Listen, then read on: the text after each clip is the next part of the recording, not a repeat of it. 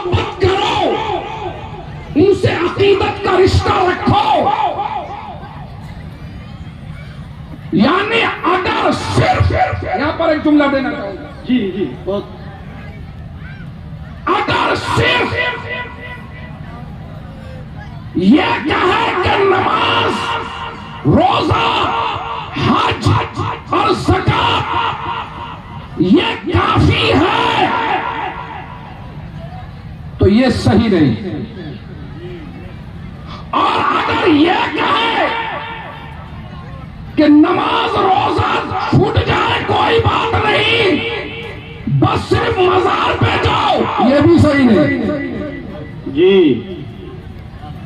बहुत। दोनों को मिला करके चलना है। नमाज भी मजार भी है।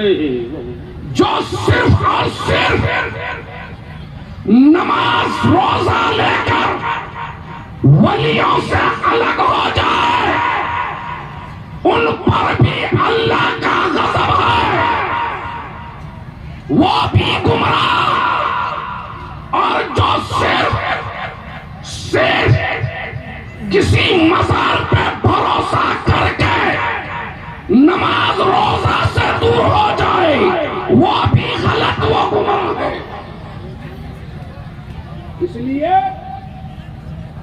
कि ये कुरान का कानून है और कहा है ईमान वालों तुम सच्चों के साथ रहो। सुभान अल्लाह। तुम रहो जी सच्चों के साथ। और कैसा रहना? मजार पे आके बिस्तर लगाओ। जी कैसा रहना? आके भीड़ लगाओ, होटल में टाइम पास करो, औरतों के दरमियान घुस करके बदमाशी करो। कैसा साथ रहना? साथ रहने का यह मतलब नहीं कि उनके मेले में जाओ, ठेले में जाओ, काम खत्म।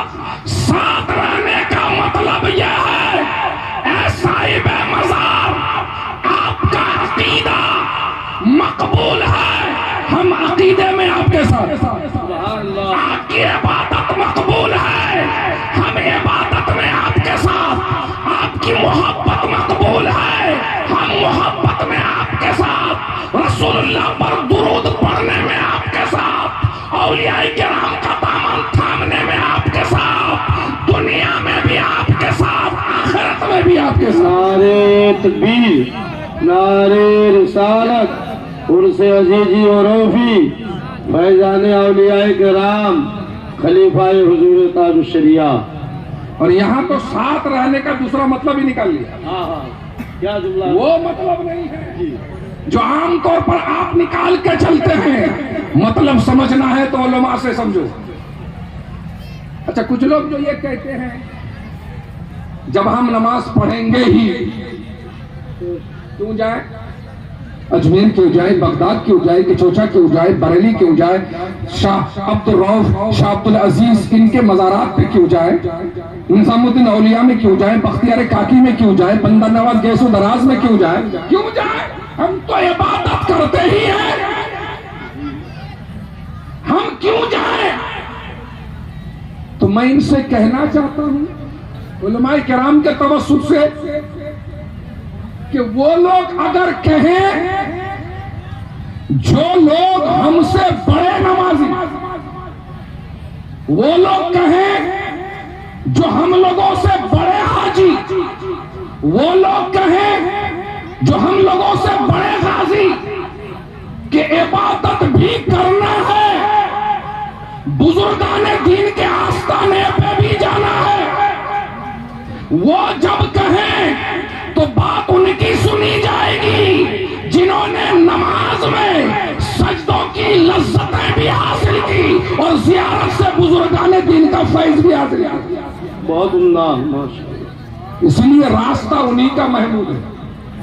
ये जो आप आम लोग आए हैं, आपके आने का क्या फायदा? क्योंकि एतराज़ात बहुत हैं कि भला सब कुछ तो अल्लाह ही करता है, ये अब्दुल्ला क्या करेगा? यहां जाने के बाद क्या मिलेगा? क्या ये कुछ कर सकते हैं?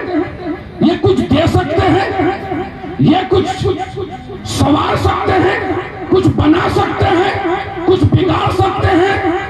अजीजान किराम, ये अकीदा रखना फर्ज है कि जो कुछ करता है अल्लाह ही करता है। सुभान अल्लाह। जो कुछ करता है अल्लाह ही करता है, और बाकी लोग जो कुछ करते हैं अल्लाह के हुक्म से करते हैं।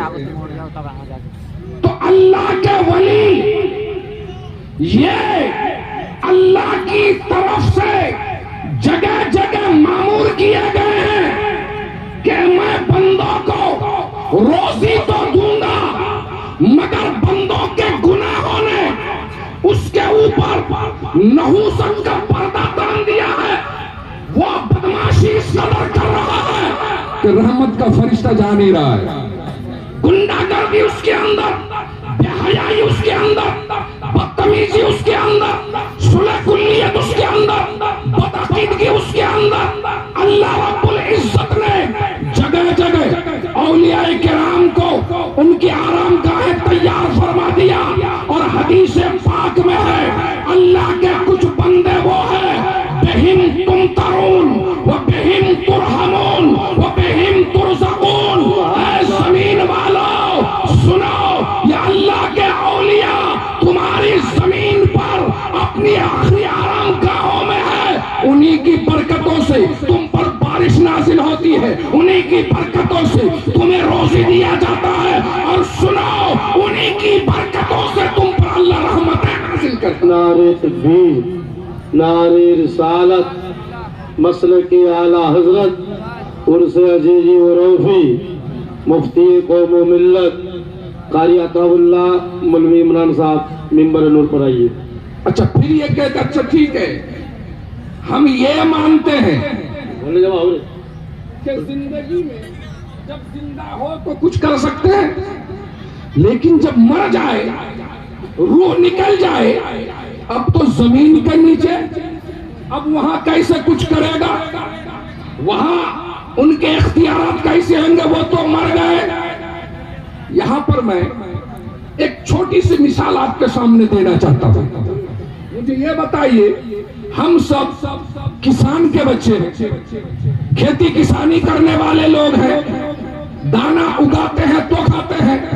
मुझे बताओ, इस पिंडाल के नीचे जितने लोग हो, आप एक आम का दरख्त लगाना चाहें, आम लेकर के आए आप, ऊपर आम का जो खाने का हिस्सा है वो खा लें। अब आप चाहें कि ये आम मेरे घर में बढ़ता रहे, आपने क्या किया, उस गुठली को निकाला, इसको कोसी बोलते हैं आप लोग। एक बेहतरीन बनिया की सोनार की दुकान में जाकर आपने बेहतरीन सोने का एक कटोरा बनाया, घर लेकर के आए, ताक पर रख दिया, वहां पर आपने आम की गुठली को रख दिया। 2 दिन इंतजार करें, 10 दिन इंतजार करें। आप जब जाके देख रहे हैं कि उस गुठली को हमने तो उगने के लिए रखा था, अब देख रहे हैं वो सूख गई है, वो सूख कर काटा हो गई। बल्कि हमने ये भी देखा कि उसके अंदर सड़न पैदा हो गया, वो अब सड़ने लगी है। क्यों? उस गुठली से कहें, ए गुठली, मैंने तुझे सोने के कटोरे पे रखा था, यहां तू नहीं उगा, क्या बात है?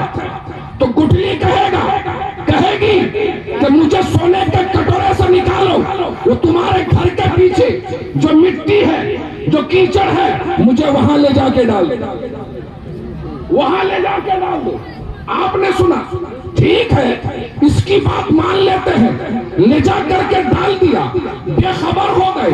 15 दिन के बाद आप घर के पीछे गए, आपने देखा जिस गुठली को 2 महीने, 4 महीने, साल भर हमने सोने की तश्तरी में रखा था, उस गुठली की हालत बदल गई थी, वो सूख करके कांटा हो गई थी। उसी गुठली को हमने जमीन के नीचे रखा तो वहां से दरख्त उगने लगा, वहां से दरख्त उगने लगा। ऐसा क्यों? गुठली कहेगी, उससे आप पूछें, पहले क्यों सूख गई थी तू सोने के तख्तरी पर, यहाँ पर अब तूने जिंदगी का ऐलान क्यों किया? तो गुठली कहेगी नादान, तुमने असल में समझा नहीं। मेरे फलसफा को सुनो। तुमने जहां रखा था वो मेरे रहने की जगह नहीं थी, वो किसी कोई और जगह थी, वहां मेरे उगने की जगह नहीं। अल मुख्तसर, बात तो दूसरी तरफ नहीं लेकर के जाना है। मैं आज ये करना चाहता हूँ, खेती किसानी करने वालों, तुम्हारे घर में एक कटहल का बीज हो, आम का बीज हो, बेरी का बीज हो, किसी चीज का हो, गेहूं का दाना हो, धान का दाना हो, साल भर घर में रखे रहते हो, उसमें से कुछ नहीं निकलता। लेकिन जब जमीन के नीचे वो बीज जाता है तो वहां से पौधे निकलते हैं, फिर उसमें बालियां उगाती है, फिर वहां से अनाज होता है, फसल मिलती है, तो हम खाते हैं। अल मुख्तसर, एक दाना जिसको हमने जमीन के नीचे रखा, उसने जमीन के नीचे जाकर के ये कहा कि मैं जिंदा हूँ, मुझसे तुझे फायदा पहुंचने वाला है, मुझसे तुझे नफा पहुंचने वाला है। तो ऐ लोगों, अल्लाह के वली के आगे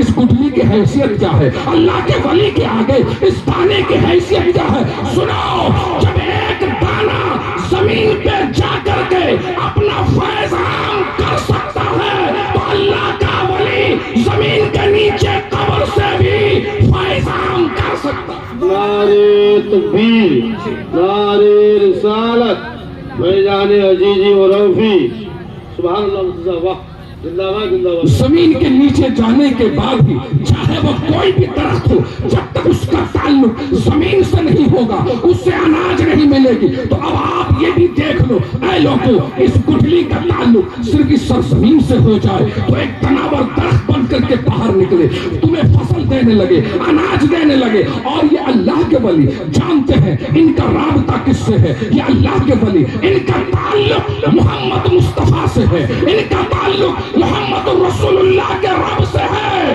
तो जब एक दाना खाक में मिलकर गुले गुलजार होता है, तो अल्लाह के वली जो मोहम्मद मुस्तफा से मिले हुए हैं, वो कब्र में जाकर जलवाए मुस्तफा को बेहिजाब देखता है। वहां जाने के बाद जब जलवाए मुस्तफा का वो दीदार करता है, तो उसका फैज इस तरह से आम होता है कि अगर कचना में भी उसे अजीजी हो तो 10 किलोमीटर दूर रहने वाला इनकी खुशबू पाने के लिए यहाँ तक चला आता है। सुभान अल्लाह, वाह, असीसान मिल्लत इस्लामिया, ये तो समझने की बात है। हम गौर व फिक्र कर सकते हैं कि जिसे तुम मुर्दा कहते हो वो असल में मुर्दा नहीं है, बल्कि इनकी बारगाहों में पहुंच करके वो चीजें मिलती है जो चीज बसा औकात बेटे से नहीं मिलती, बाप से नहीं मिलती, दादा से नहीं मिलती, एमएलए से नहीं मिलती, एमपी से नहीं मिलती, वज़ीर आज़म से नहीं मिलती। इनसे मिलेगी